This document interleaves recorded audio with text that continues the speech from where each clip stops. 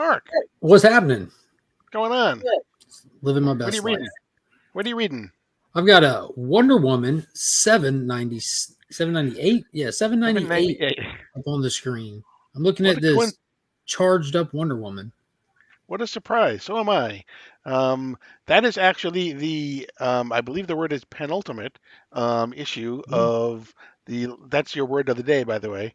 Your of DC Lazarus Planet Revenge of the Gods. And we will talk about that right after this. Penult.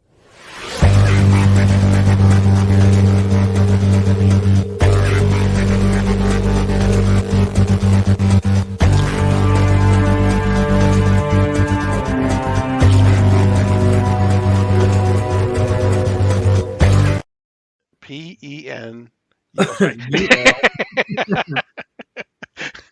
Welcome back to It's Monday morning. That means it is time for DC Comics Deep Dive. Like I said, we are almost at the end now of Lazarus Planet, but today is a big day in the DC Deep Dive universe because although hopefully you're watching this on Monday morning, tonight, if you're watching this on Monday, tonight at 9 o'clock Eastern, Mr. Landrum and myself will be talking to Jeremy Adams, the writer of Flash. We'll be talking about Dawn of DC. We'll be talking about the fact that his Flash run is ending, but not to worry because his Green Lantern run is just about to begin. So we'll be talking about other things as well, and we will have giveaways. So make sure you're there tonight, right here on this channel, 9 o'clock Eastern time. The link is already out there. Set the notification bell, and don't forget to subscribe and like and hit the notification bell and all those good things while you're here. So, but this morning we're here to talk about Wonder Woman number 798, the part Lobber Knocker, penultimate. part 5 of the Lazarus Planet Revenge of the Gods tie-in. There are 4 basic issues, and then there are 2 Wonder Woman issues, and this is the second of that.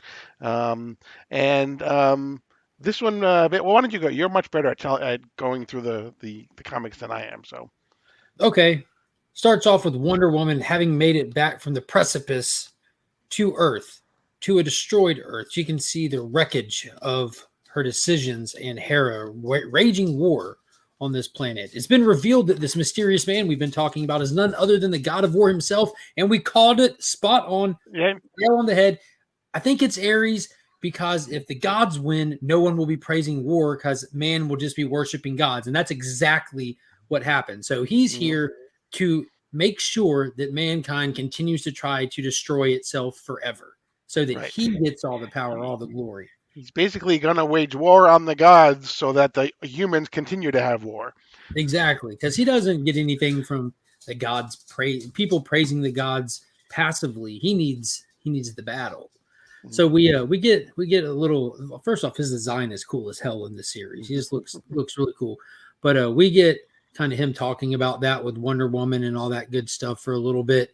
And they give us the name of the issues, The Reckoning. And now we have Captain Marvel here on the field. All of Wonder Woman's friends are here. Like, what are we going to do? All that good stuff. And they're like, we're going to, they kind of rally ho for a minute. You got the whole team here. And then that's when Hera and her team of gods, ironically enough, what's his name? The fast one. Hermes. Is there yet again in a different design. Like, this is throwing me off with the Hermes illustrations, but it looks like you pretty much got a mermaid, Hermes.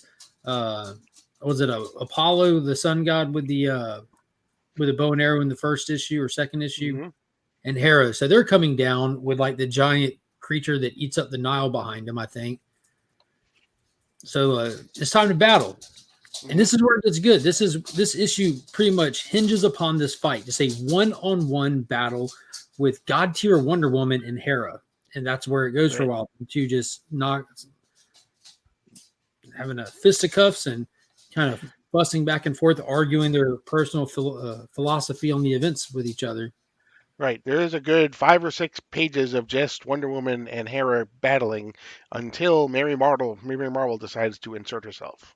Yeah, she intervenes. Everyone was told to stay out of it. And both sides, by their respected sides, were told to stay out of it. And Mary couldn't help herself. She goes up and just taps her on the head and passes on that power of Shazam. So now you have Wonder Woman, who's like been elevated to a goddess, like a legit goddess, not a demigod, because of the treachery that we saw in part 1 of this series. And now she's getting juiced up by a wizard. You know, now at this point she's a gold glowing god wizard, and she's naked. Oh, sorry. Where is he? Oh, The artwork in this reminds me heavily of the Just Imagine Stan Lee stuff. I don't know why. right. But it's a pretty dope panel. We get there with her getting juiced up and everybody trying to make sense of what's happening. Hera kind of screams and yells, and then Hippolyta rolls up. Don't really remember what she was talking about. Had some boring conversation with Trevor about ifs and buts and candies and nuts. Right. Well, basically, what she says is that he represents love, and so she basically puts him on the top of this mountain. And there's a great line. It says, "Where but on a battlefield is love more needed." That's probably true. Mhm. But what purpose did it serve is my thing. Hey, it's comics.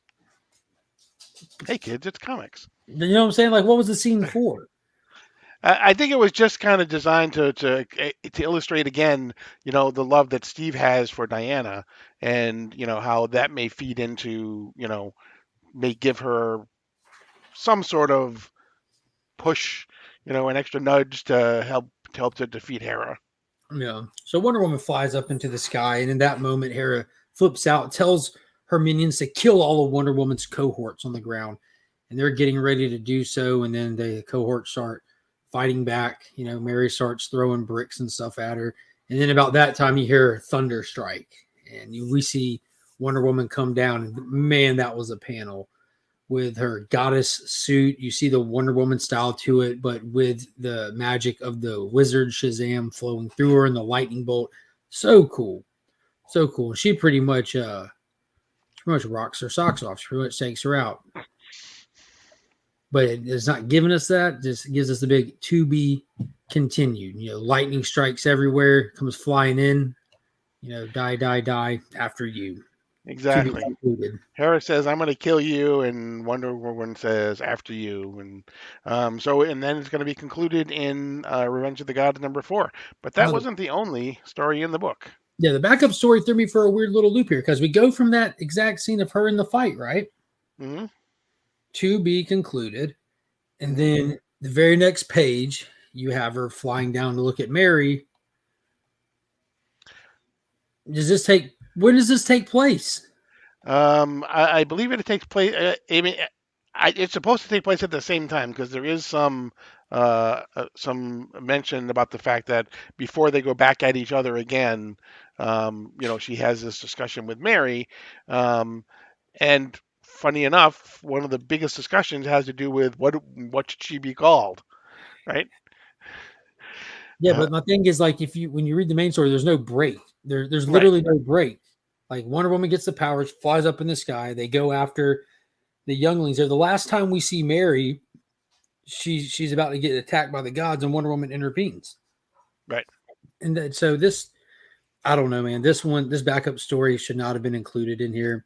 It was basically just like, just affirming Mary that you're powerful without the power of Shazam. You know, you're enough yourself kind of story, and gives her some magic Amazonian tools, gauntlets, shoes, nice little tiara, and a t-shirt. A signed t-shirt. Oh, that does change things. And then out of nowhere, what is it? Typhon? What, typhoon? Right. Typhon? Yeah, Typhon.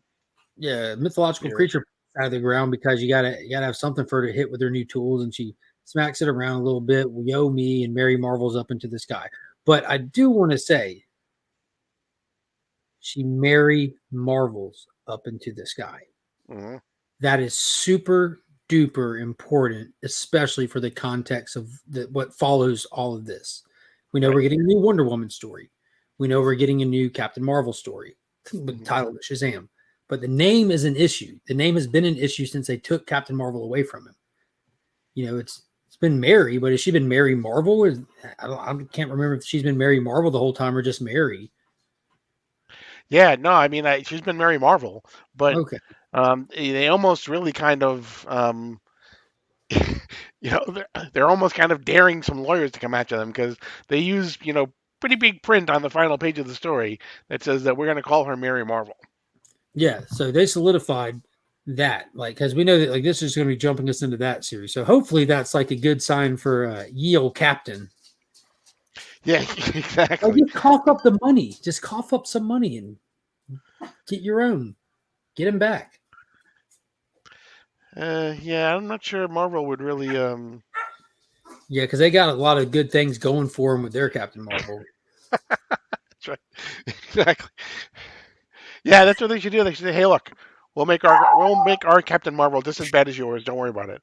Yeah, yeah, grief. So all in all, it was a fun issue. Like you mentioned, it's the penultimate issue. It was action packed. We're at that point where there's not much story left to be told other than the final conflict, the confrontation. And I like that they're dragging it out for the like they split the fight into the second to last and the last issue because that lets me think we'll have time to see the battle wrap up early in the next issue and get like the decompress. You know, I wanted to see it decompress. I want to see it set up the upcoming Shazam book. I don't necessarily think it's going to set up the Wonder Woman thing, knowing that what that's kind of about, like her on the run and stuff. Right, But I right, do want to see it like set up the Shazam book right. specifically. And it seems like they've been focusing a lot more on like the character growth driven aspect of the story has been surrounding the Captain Marvel characters more than Wonder Woman. Yeah, and I'm thinking since also because since this was, although didn't necessarily need to be tied to it, because it was tied to Lazarus Planet, and Mark Waid was really the driving force of Lazarus Planet, that the Captain Marvel stuff will definitely be much more important to what goes on following this That makes than the sense. Wonder Yeah, Woman part. definitely makes sense.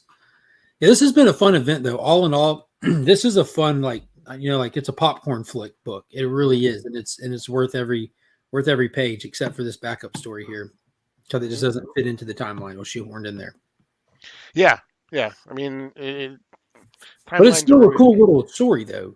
yeah, timelines are always funky in comics, right? You never really know when things are happening, or because things happen at all the time, in any place and anywhere. It's like that's the But whole. this issue was begging for an action figure to be made, like with the Yeah, Wonder I could Woman thing, like legit, absolutely. legit. Hmm. Yep. Yeah, exactly. Yeah, you knows. Maybe Mr. McFarlane is already hard at work. Yeah, everyone always, dude. People who follow his stuff constantly begging for a classic Wonder Woman figure, and he keeps doing not that. So it'd be funny if Yeah, you put out this Wonder Woman instead of a classic Wonder Woman. yeah, he does kind of tend to. I mean, I'm guessing here, but I would say probably 60% of his output is Batman or Batman related, maybe Yeah. more Well, than not just half. that. There's plenty of Wonder Woman figures though. Hmm. Like he even did a Todd McFarlane specific designed Wonder Woman. Like he drew Wonder Woman Okay, with his in all right. his style. It's almost like it's got like elements of like Spawn in there. You know, not like symbiote stuff, but like medieval style stuff with the weaponry and the design and everything. He's done multiple movie versions from the Wonder Woman movie, the Armored Wonder Woman movie, Hmm. Shazam 2. That brief moment we got Wonder Woman in that movie, he did a figure for that, but he hasn't just done a straight up like New 52 Wonder Woman or classic, and everyone's just waiting for one for their display. It's pretty funny. Oh, he should do a New Frontier Wonder Woman, a real tall Yes. Wonder Woman. Yeah. That'd be dope in the style of Darwin Cook.